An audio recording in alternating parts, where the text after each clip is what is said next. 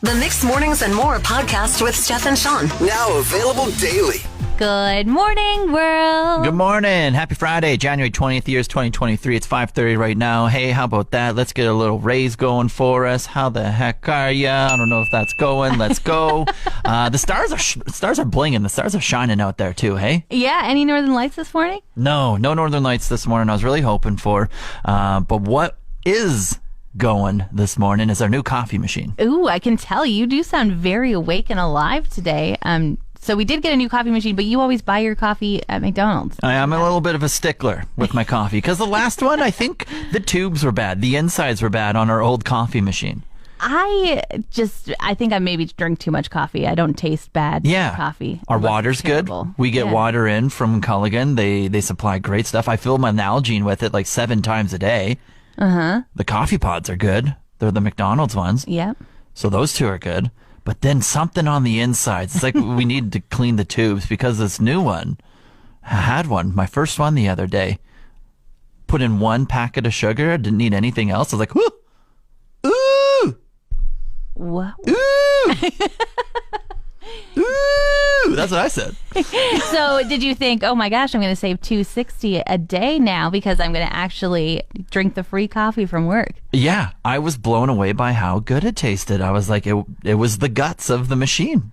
Okay, I didn't notice. I've been drinking from this new coffee machine since yesterday, and I did have 3 cups from it yesterday. But I'll try and think that it's great this morning. Yeah, you're just so used to the swamp water that now you got the good in you now. Yeah. Time to tell someone they're warming up in Tucson. Steph, you got the first number in front of you. We got a random list of like 10 here. So let's dial that first one. Woo!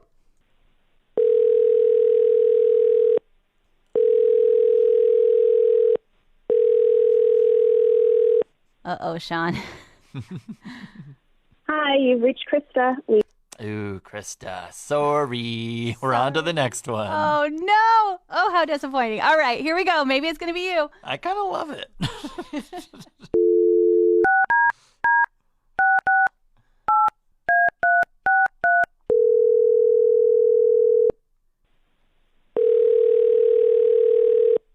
Hello? Hello? Hi. Hi, this is Steph and Sean from Mixed Mornings. How are you? Good morning. How are you? Doing good. What's your name? My name is Sam. Sam.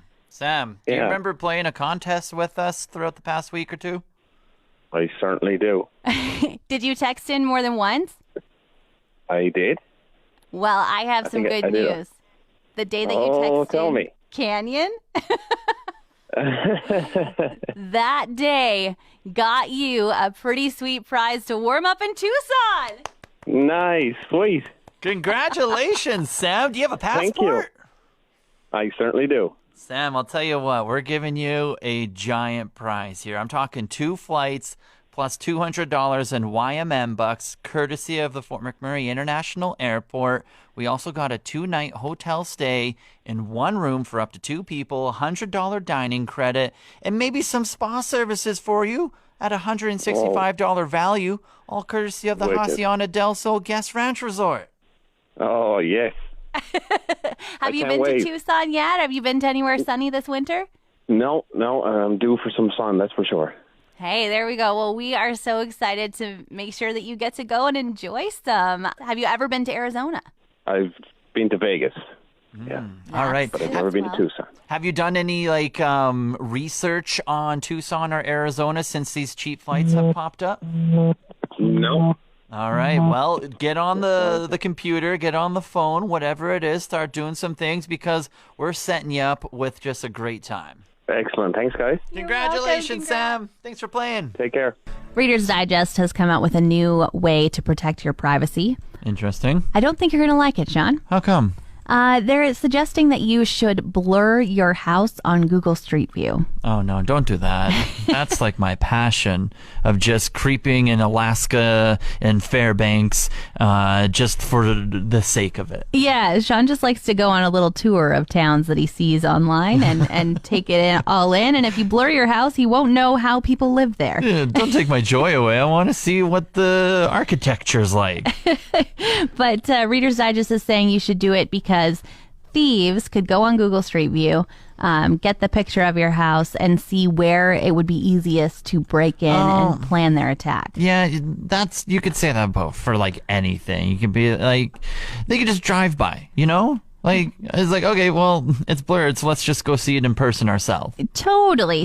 I feel the same way, and I also feel like you only see the front of the house anyway, and probably the easiest way in isn't going to be the front. It's going to be a back window in the basement. What, are you speaking from experience? No, I'm not an expert thief. That's just where it would be at my parents' very house. specific. You're just like, back of the house, window, easy to slide open. Just a heads up. Pardon me. I don't want to sound like that. But I do find it interesting in the sense that I live in a mobile home, and I went and looked at the street view around my house. Right. And most of the houses aren't the same. They did it in 2013, and everybody's kind of leveled up their places, and the houses are switched out. One comes out, another comes in. Yeah, exactly. So if thieves were looking to break in over there, they'd be sorely disappointed to see that the windows have been upgraded along with baby. Post went viral from Belmont Sobeys yesterday. It's a Sobeys in Edmonton, because they've decided to add a new feature to their checkout lines. Yeah, I saw this. This is so cute. I love this. Yeah, so they're saying that slower checkout lines now, they have one where it's a really kind and friendly cashier who will engage in conversation with you as you go through the line, and they'll scan your groceries a little slower and give you a little hello, how are you? Yeah, and bless that cashier who has to work that line. You got to be a special person to be signing up for that one, too. You absolutely do. And I wonder if it's a special person who's like, it's so nice, the shift goes by faster, I don't have to worry about times. Because I know my husband used to work at a grocery store in Colorado, and it was all about the times of how fast you could scan your items and get your next person through. And so this is kind of an interesting take on it, where you wouldn't have to rush. Yeah, I lasted about 3 weeks at Safeway when I was 16, so I have a little bit of experience. But no, when I go into the grocery store, I just want to get in and get out. So it's 100% not for me, but I can understand who it is for, and I like that. The grocery store is one of my favorite stores. I'm a leisure grocery store kind of person. I like to walk up and down every aisle, sometimes a couple times. Ew. And then I don't mind waiting in line whatsoever, so long as I'm not in the way of somebody. That's because you're eyeing up all the chocolate bars. It's true. I got to find my Kit Kat, and I need to find one that doesn't have dust on it. Yeah, you're waiting in line. You're just like, no, not the line for me. It doesn't have the bars. So you go to a new one. It's true. I'm on a tour. If that's the Chatty Cathy line, so be it.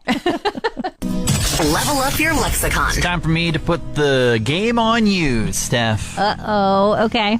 The other day, Mark, our afternoon announcer, he came up to me, and he's like, I didn't know you had Riz. Riz. Riz. Do you know what Riz means?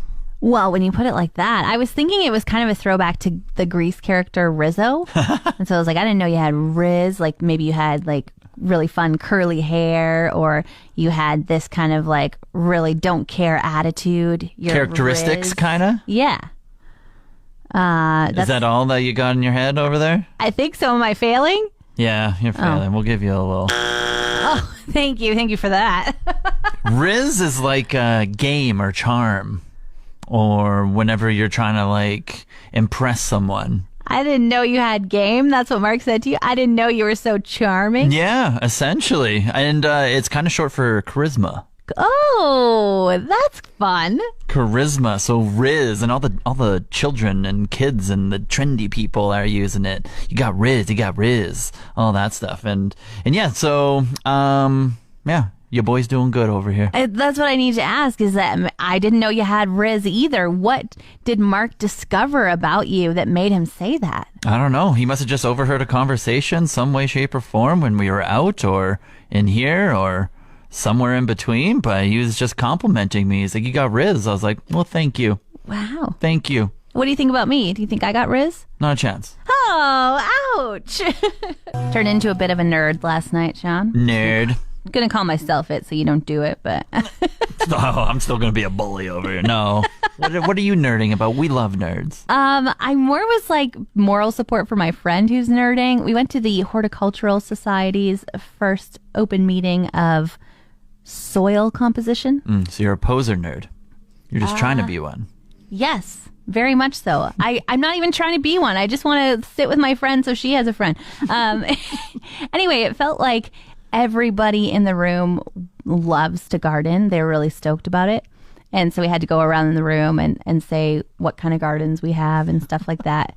And I have tried to garden for years, but I hate bugs. And they fly your face, they eat your vegetables, and I'm always afraid of bringing a bug into my house. Yeah. Like, That's here's annoying. a beautiful tomato, put it on the counter. Oh, out crawls a worm. I don't know. And so it came to my turn, and I was like, thinking about trying it again, but I hate bugs. And they're like, some bugs are good. And I was like, for your garden, no bugs are good for me.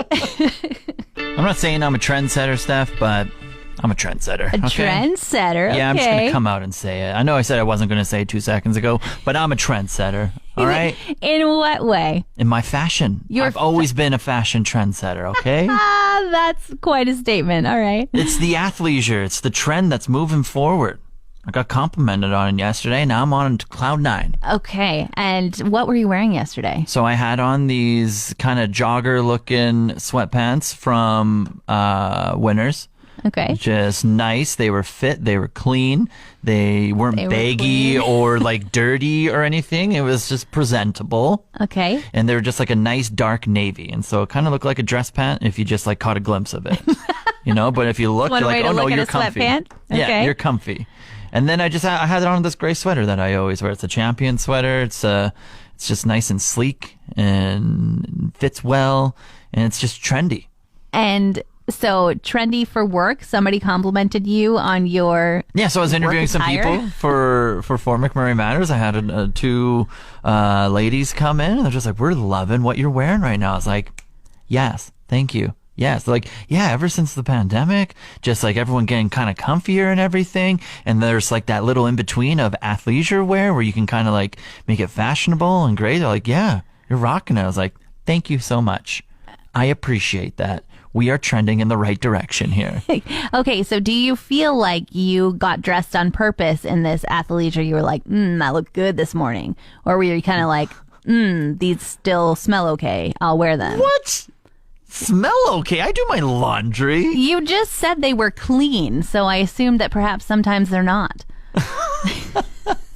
No, I'm just saying, like, I think when people generally think of sweats and like sweaters and stuff, it's like the stuff you lounge in at home. Yes. But I don't lounge in this stuff at home. Oh, you have 2 different categories of your This is your like going sweats. out. This is your going this out is my going sweats. out comfort. Wow. And then I have staying home where it's like the baggy and like just like the not great looking stuff. I was unaware there were 2 categories, but I do like the way you look so comfy every day. So you might be right, Sean. Trendsetter status. Trendsetter. You ever had a favorite item on a menu and then the restaurant closes or they take the item off and you're like, "Gah, that was my favorite thing. How can I ever taste that again?" Yeah, a little bit. I can kind of like reminisce a little bit about maybe like a pizza slice here or maybe like a rice dish there type of thing with like certain spices. Yeah, and you just don't quite know what their makeup was or why they had to close or decided that it wasn't worthy of staying on the menu. Well, there's a cafe in Toronto that closed, but they had amazing chocolate chip cookies. And in fact, they think that they made over 85,000 chocolate cookies in the time that they were open because people love them so much. They're their Damn. best seller. And so once they closed, people were messaging them being like, "Please, if you're not going to let me buy my chocolate chip cookie from you anymore, can you at least share the recipe?" And they did. That is shocking, I think. Yeah. Like, I'm a little blown away that they decided to. yeah, because it feels like no long-term plan. Like, who knows what you might do in the future, but are you sure you want to share the deepest, darkest secrets of your success? Mm-hmm. And then now I guess it's just based up to like the user to try and replicate it. It's true. Well, it does take an egg and a half, which is kind of a weird measurement. And there's sea salt in it. Then your usuals, butter and stuff like that. It has 2 cups plus 2 tablespoons of flour. Also a weird measurement yeah. for a cookie. So it's very specific, it seems. Maybe they did that on purpose because the person who's probably making the cookies can just do it by hand and they don't have to measure anything. They just free pour because they know where they're at, hey? Mm-hmm. Yeah, so maybe they're just like, let's make this really complicated, and maybe we still can continue on the cookie legacy if we ever do come back. They did say they had to divide the recipe by 12 to make it for a normal consumer size, so that could be it as well. Oh, there we go. Okay, that's the more logical of an answer. GLC has a new show out now. It's called MILF Manor. It's 8 moms looking to find love, something like it. Big twist in the show is that the 8 men on the show are all of their sons, and they're in their 20s and 30s. It just premiered on the weekend here, so the first episode is out. So they get to watch each other date each other. TLC, it's the learning channel, learn something new every day. And like any reality TV show, they have to do tasks to win special things. The moms get a blindfold and you have to go up and touch all of the young men and figure out by touching their chests and abs and shoulders which one is their son. The 2 moms that figure out who their son is the quickest win the best sweets in the whole house.